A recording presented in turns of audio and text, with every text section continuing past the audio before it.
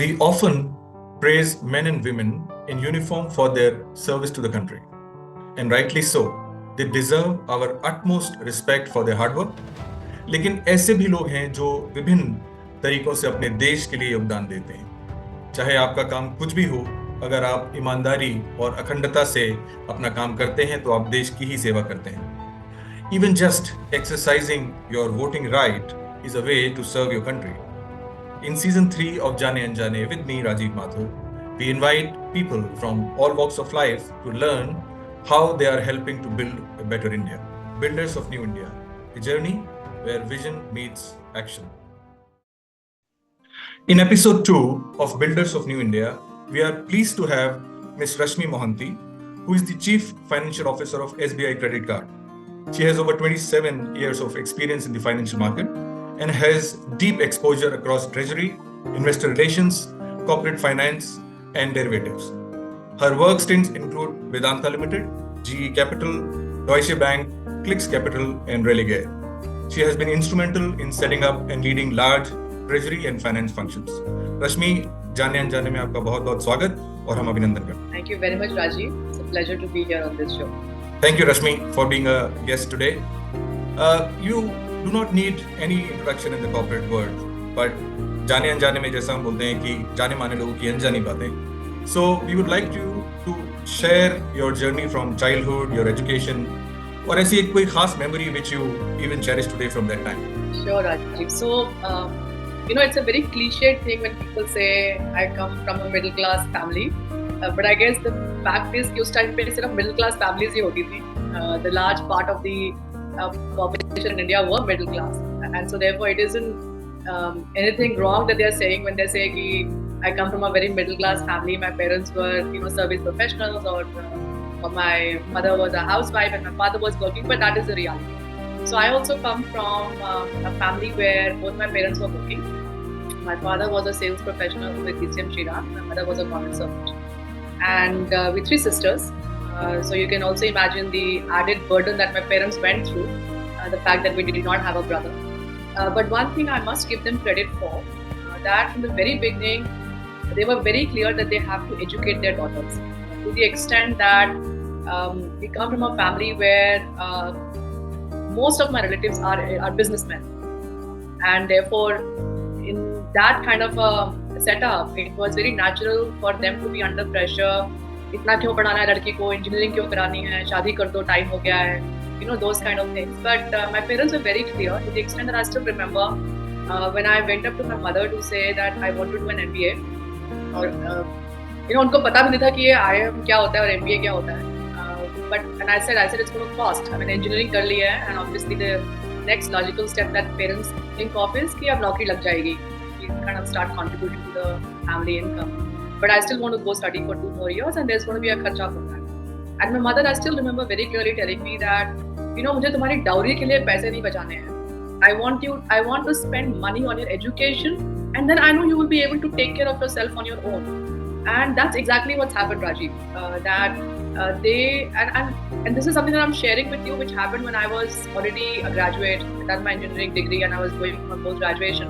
But from the childhood, whether it was at that point in time taking a decision to not put us in smaller schools or government schools and put us in private English medium schools, whether it was the kind of help that we needed in terms of getting access to books. I was a very avid reader, and I remember that the books that I could buy, the money for that was rationed, but they never said no. They knew that I was learning a lot by reading whatever fiction, non-fiction books. So they never even said no, but yeah, the money was rationed. Whether it was, you said there was, if there was a memory that you cherished, there are 2 things that I remember, and I clearly give my parents a lot of credit for. My first thing is that कोई भी competitive exams हो या कोई भी important exams हो, मेरे class 10th के board थे या मेरे sisters के class 10th के boards थे या मेरे कोई competitive exam मुझे देना था या मेरे sister को देना था, I still remember that my father would ensure that he goes and drops us. आने का जिम्मा तुम्हारा है, लेकिन as a ritual, he would ensure that he will drop us to the exam center, come what may. He would cancel his trips because he was in the sales professional, so he used to travel quite a lot. And that stays with me. So it wasn't just about lip syncing saying that, or a statement to say that yes, you would like to support our daughters, but in all manners, whether it was money to be given for fees, for books, or for tuitions, or whether it was a physical effort of saying that yes, I would like to go and drop my daughter off at the competitive center or the exam center for her to be able to do that, and he liked doing that. So I think that is one memory that I really cherish of my father. The second one that I remember very clearly, and I'll come to my career and my educational journey later, but this is also something which is from the childhood. And I'm saying childhood, this is like when I must have been in class 3, class 4, class 5, class 6, I don't remember, but in that age group. And we had one of my mother's bosses used to come visit us home. And he used to be very fluent in English. And my mother would insist that I go speak to him, and I kind of pick up the way he speaks and learn the language better. And I cannot tell you, Rajiv, how much that has helped me, not only in school, but even today when people ask me, where is this foundation of public speaking in your life? It actually comes from there. So I'm just giving an example of how they've encouraged us all through our life. And even today I tell people that my father passed away very young. It's been 15 years that we lost him 15 years back. My mother's still around, and I'm sure if my father was around, I would have added that thing to the statement as well. But I still tell people my biggest cheerleader today is my mother.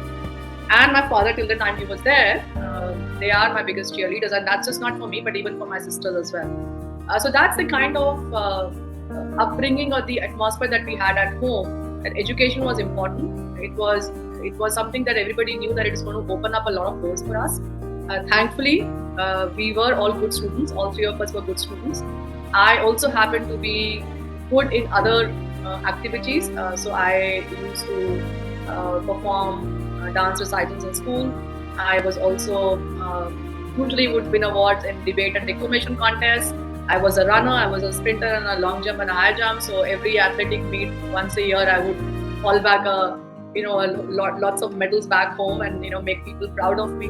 And even though education was important, but my parents never said no to any of these activities because I don't think it was something that they knew that this is going to help me in my all-round personality development. I don't think they had these big thoughts in their head, but it was something that I liked doing. बेटे को अच्छा लगता है, वो जाती है, खेल के आती है, मेडल्स लेके आती है, और फिर हम आके ड्राइंग रूम में उसको टांग देते हैं तो हमको भी अच्छा लगता है. वो डिबेट में विन करके आती है, उसको सर्टिफिकेट मिलता है, and they used to feel proud of that. And I think somewhere that atmosphere at home was just like that. So I did my schooling from Delhi, from Bal Bharati Public School. I remember my father telling me that I don't want to send you outside of Delhi for engineering. So if you get through to DIT or DCE, and now which is called Netaji Subhash Institute of Technology, and that's good. But I was a good student. I actually was a scholarship holder in school. So my parents actually in that sense did not get that much of a fee burden as well. And then I did my engineering from DIT, computer engineering. And then I don't think again I'd planned anything like that I want to do an MBA, but it's just that everybody in the final year were appearing for CAT exam, and I went and told my parents I want to at least give the exam. I just want to see how do I measure against my peers, and so just allow me to study. So they said fine, go ahead, invest in the brilliant tutorials, practice, and go give the exam. We'll see what happens. And I don't think they also had expected that I will crack the exam and I will get through to and get a call from IIM Bangalore. And by the way, my father still accompanied me for the interview and the GD that happened. So I cleared the exam. I got calls from A, B, and L, the 3 institutes, and my father accompanied me and dropped me off at the interview center for all of those 3 interviews. Even though I don't think in his mind he had yet made up his mind that I would let my daughter go out of city, but he still went and dropped me, wished me, whatever, gave me some tips on how I can handle the interview, etc. And then I got through to Bangalore and Lucknow, and I chose IIM Bangalore to do my post-graduation. And that's the long and short of my educational background and my educational Wonderful, wonderful, Rashmi. Thank you. I mean, it was so incredible listening to you. You were speaking so passionately, like all daughters speak about their parents. Incredible. After engineering and then MBA, and then you ended up in the finance sector. So how did that happen? Is it a choice or by chance? And just tell us about that, please. Again, it was not by choice. It was, honestly, I must actually thank my friends and peers, whether it was in school or in college, to give me the direction of what I should be doing in the future. The only choice I made was a choice that I made in class 11, of saying I don't want to do medical because it's not something that I can handle. I don't want to do engineering drawing because I suck at drawing. And so therefore, thankfully for me at that point in time, the school introduced computer science as a course as well. But other than that, I have been influenced by my friends and my peers who've given me that knowledge and have pushed me in a particular direction. Rashmi, you can do it. Why will you not go appear for CAT? And therefore gave me the courage to go and come and talk to my parents and say, I do want to give the exam at least. Allow me to at least appear for the exam and the interview, and we'll see what happens later. So it's the same story for joining the finance world as well at IIM Bangalore. I remember there was this big thing about joining foreign banks, and therefore I applied to all the foreign banks that came to campus and joined one of them without knowing actually that I will be changing my track from engineering. I'd done a few marketing courses and I'd done a lot of finance and marketing courses in the campus, but I wasn't. I don't think at that point in time I really knew what am I going to be doing in the future once I joined the bank. It was just that join a foreign bank. It's a glam job to take up from campus, and there I was, a fresh management trainee at Deutsche Bank. So that's how finance happened. But I will say that once I joined the bank, I spent almost 9 years with the bank. 7 years initially with the bank. That exposure did allow me to form my thoughts on what I really wanted to do. So, for example, after about 5 or 6 years, I realized this isn't something that I really want to do for a living. And I started looking out for other kind of roles in the finance world. And I joined GE Capital at that point in time in their treasury team. And that is something I just love. It was a job, it was a role that was just made for me. I wasn't cut out to be a banker and selling financial products and things like that.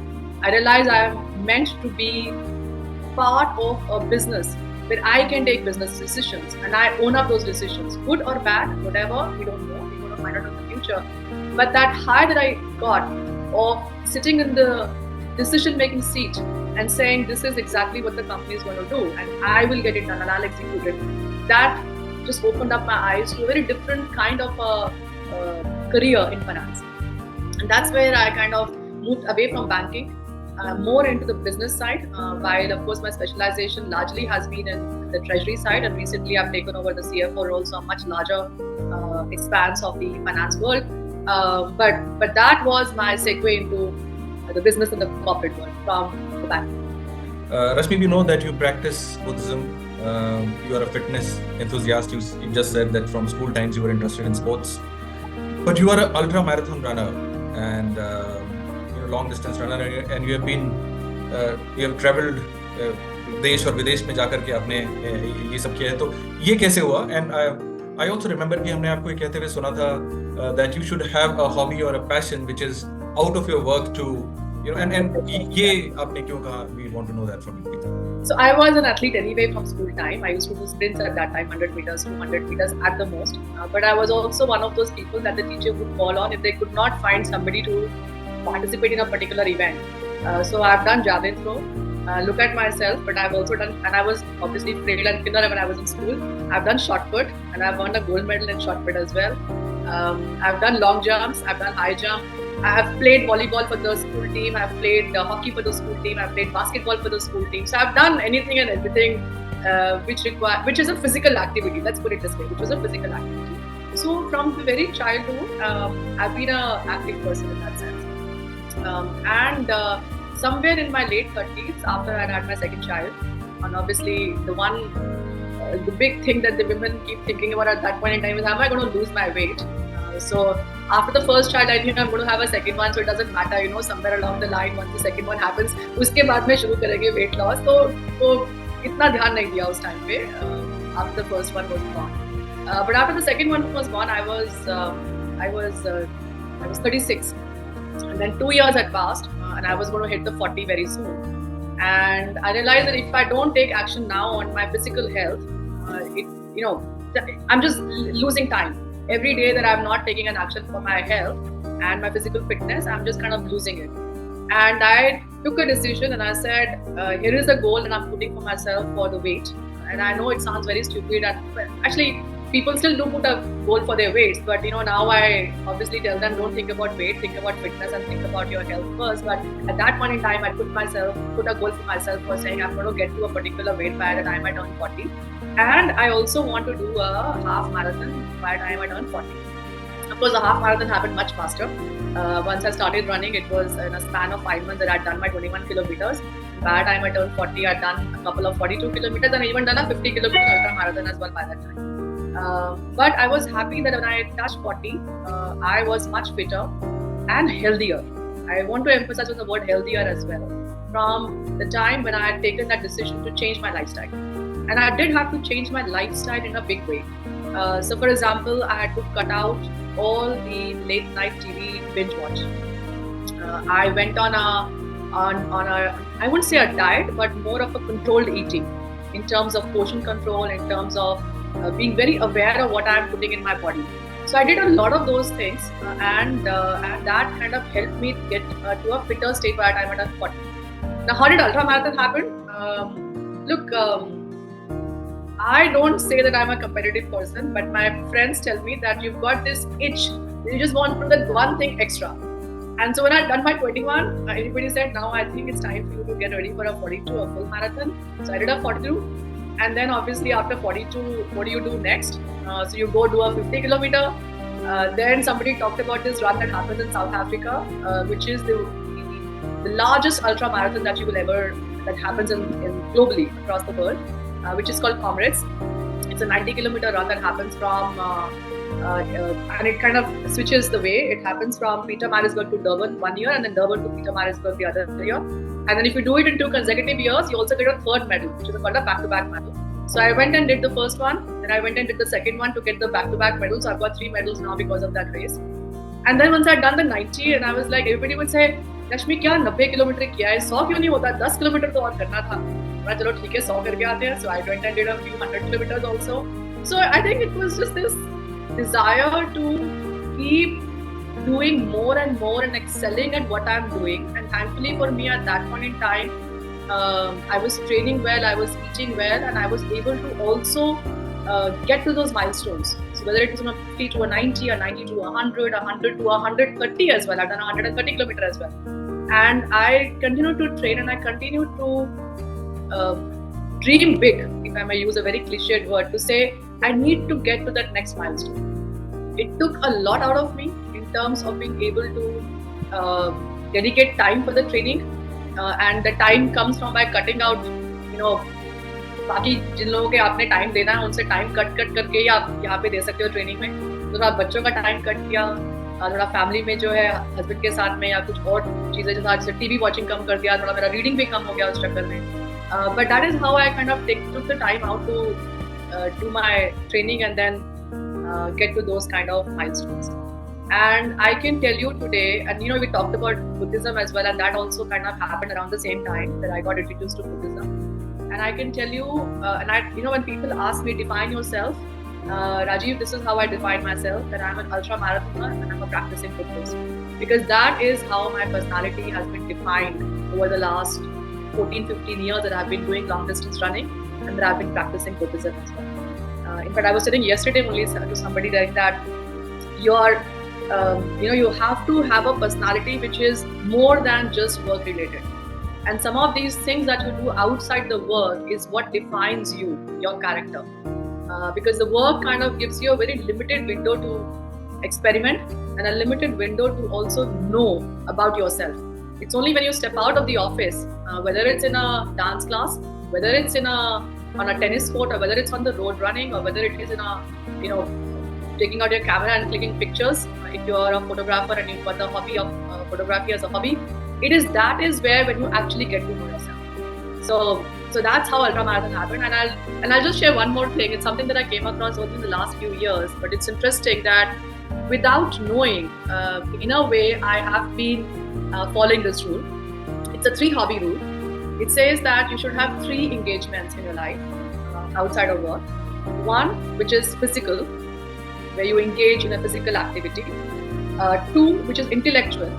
So it could be reading, it could be solving crosswords, it could be solving sudokus, it could be engaging in discussions, whatever it is.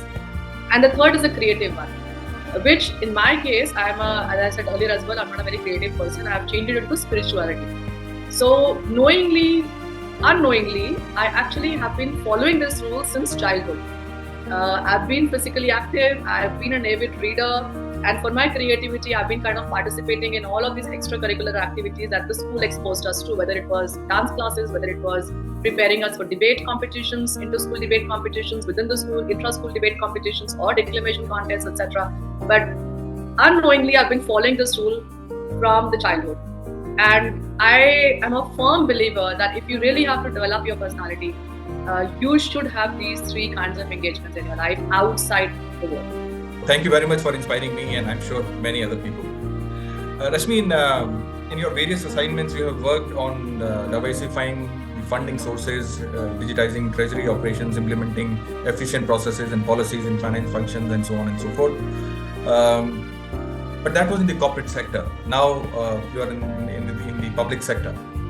So in your current profile and as the theme of our program, Builders of New India, how do you think you are contributing to the nation building? Actually, I think I've had the benefit of working for a few organizations where the theme of nation building and doing something for the nation has actually come from the top.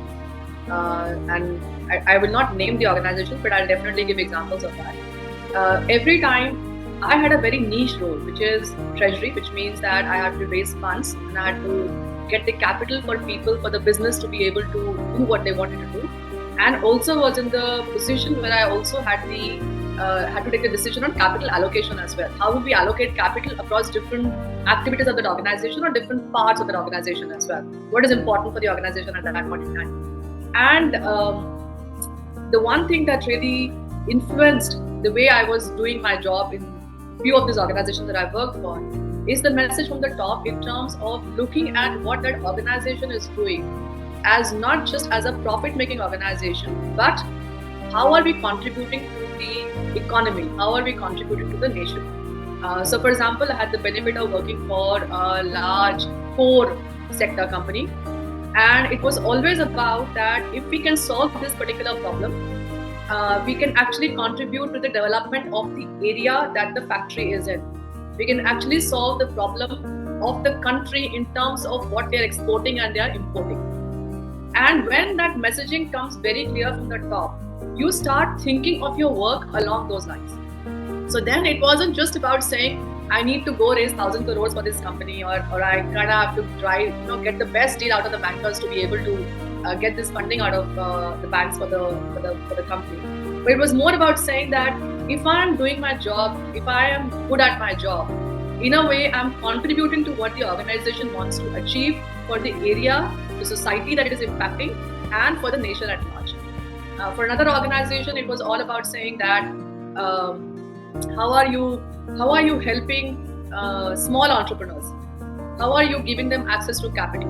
Because we also know that the stage at which the Indian economy is, we need all of these small-scale enterprises, small-scale businesses to actually thrive. That's the way the Indian economy is going to grow. So, as part of that organization, it wasn't about saying, as a CXO, what am I doing for the company? But it was also about saying, if I'm doing something for the organization can have an impact on a certain segment of society.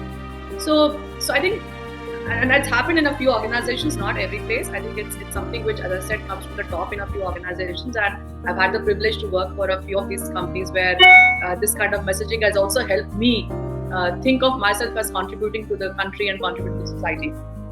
So that's the way I think I've been able to contribute, still doing a very niche kind of a role, a finance role, which, by the way, many of people, when I speak to them, they sometimes don't even understand what a treasurer does. The layman doesn't even understand what a treasurer does.